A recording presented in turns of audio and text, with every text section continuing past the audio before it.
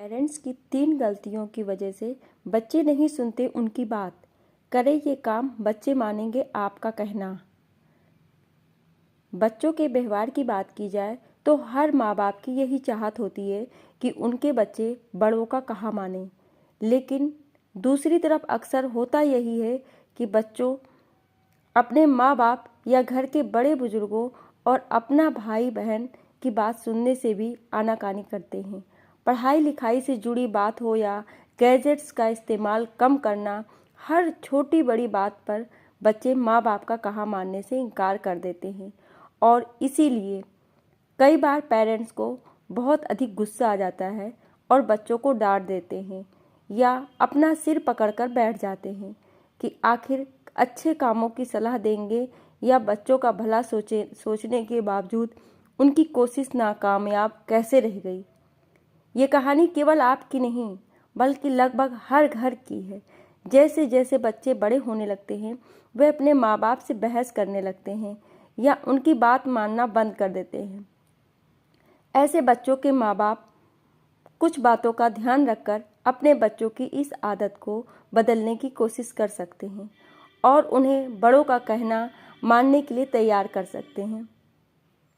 यहाँ सुनिए कुछ ऐसी ही पेरेंटिंग टिप्स जो आपके घर वालों का कहा ना मानने वाले बच्चों को समझाने में मदद कर सकती है। बार बार बच्चों को ना दें धमकी। बच्चों को कई बार कुछ काम बार बार बताने के बाद भी वे उसे नहीं करते और बार बार वही गलती करते रहते हैं। 2-3 बार किसी काम को बोलने के बाद भी ना करने पर माँ बाप अक्सर बच्चे को कुछ सुना भी देते हैं, जैसे तुझे बार बार क्यों कहना पड़ता है या कितनी बार में सुनेगा मेरी बात। वहीं माँ बाप बच्चों को डराने और अपना कहा मनवाने के लिए उन्हें धमकी भी देते हैं कि अगर तूने मेरा कहा नहीं सुना तो देख लेना क्या हाल करते हैं तेरे। दरअसल माँ बाप को लगता है कि इस तरह बच्चे डर कर उनकी बात मान लेंगे, लेकिन होता है ठीक उसका उल्टा। जब माँ बाप अपने बच्चों को बार बार धमकी देने लगते हैं तो बच्चे समझ लेते हैं कि वे उनको कुछ नहीं करने वाले और माँ बाप की धमकी को गंभीरता से लेने की ज़रूरत नहीं। इस तरह वे और भी मनमानी करने लगते हैं और माँ बाप की बात तो बिल्कुल नहीं सुनते। इसीलिए उन्हें धमकी देने की आदत बार बार नहीं दोहराएं। ना करें बच्चे से बहस। कई बार माँ बाप बच्चों को डांटने लगते हैं और बच्चे भी पलटकर उन्हें जवाब दे देते हैं। ऐसे में ये बहस कई बार बहुत देर तक चलती है और इससे समय और घर का माहौल भी खराब होता है। बच्चे झगड़े या बहस की वजह से हो सकता है कि आपकी बात सुनना पूरी तरह से बंद कर दे। इसीलिए उनसे बहस करने की बजाय शांत लहजे में बता दें कि उन्हें क्या काम करना है और वह काम न करने से किस तरह से आपको या उससे बच्चों को परेशानी हो सकती है। लॉजिकल बातें करें। बच्चों से अपनी बात मनवाने के लिए उन्हें आप जब सख्त लहजे में बात करते हैं तो इस तरह से बात करें कि वह उन्हें धमकी जैसा ना लगे। जैसे माँ बाप अक्सर बच्चों को घर से निकालने, भूखा रखने या बाथरूम में बंद करने की धमकी देते हैं। इससे बच्चा डर जाएगा और माँ बाप के हर बात मानना स्टार्ट कर देगा। लेकिन ऐसी बातें तर्कसंगत नहीं मानी जाती क्योंकि इनसे बच्चा कुछ सीखने की बजाय और अधिक खींच जाएगा और बच्चा गुस्सैल भी बन जाएगा। इसीलिए बच्चों को धीरे धीरे ये समझाएं कि अब वो बड़ा हो रहा है और उसे कुछ जिम्मेदारियां उठानी होगी और इसी काम में माँ बाप उसकी मदद करना चाहते हैं। इस तरीके से बात करने से बच्चा आपकी बात समझने की कोशिश करेगा और आपका कहा सुनना भी शुरू कर सकता है।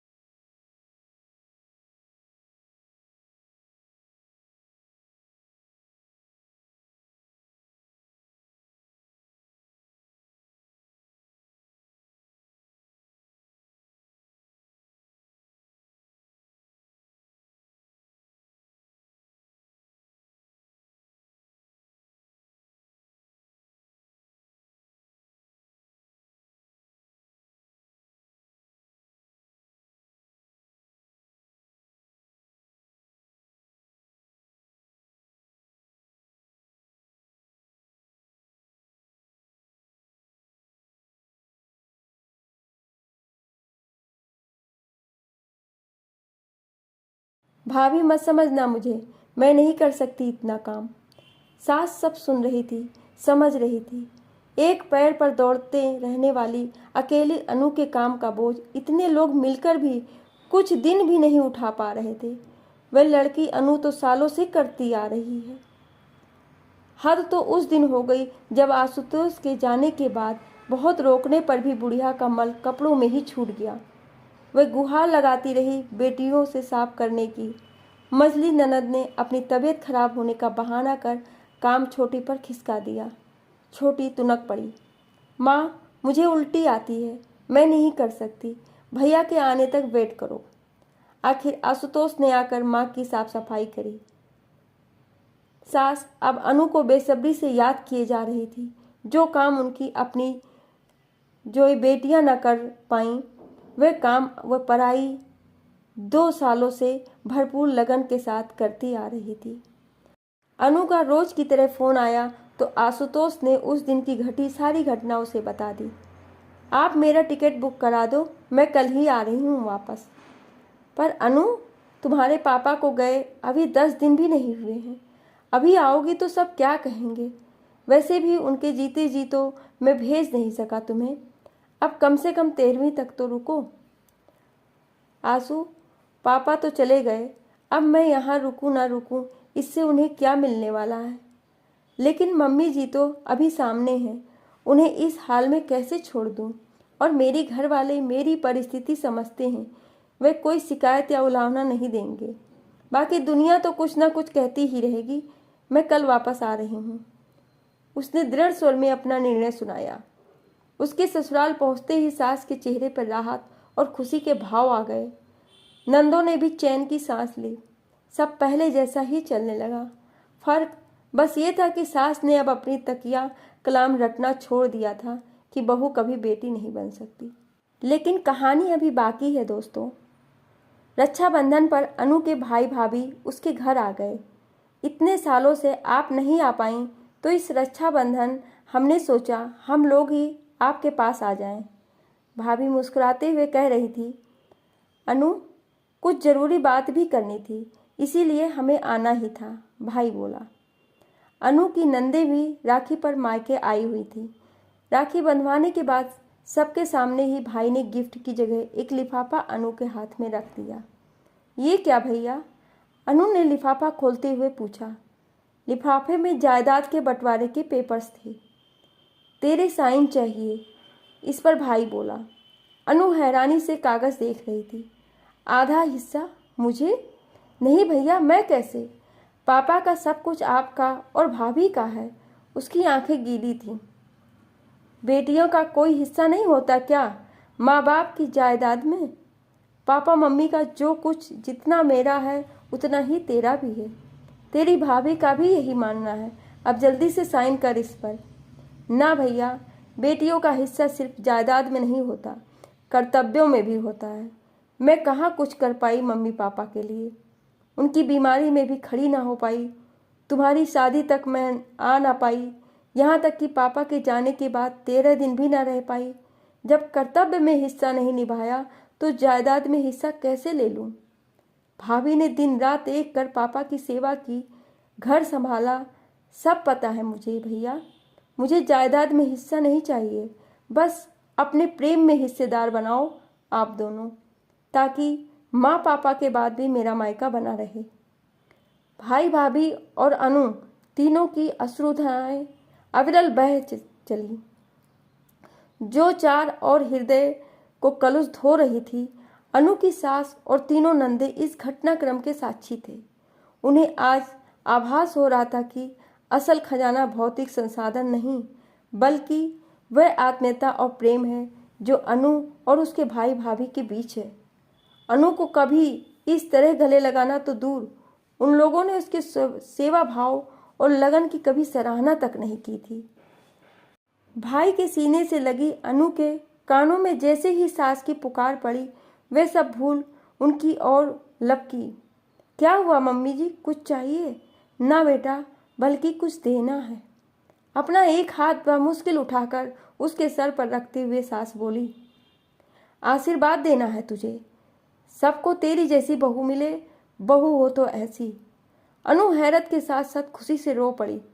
तीनों नंदे भी कह उठी, भाभी हो तो ऐसी।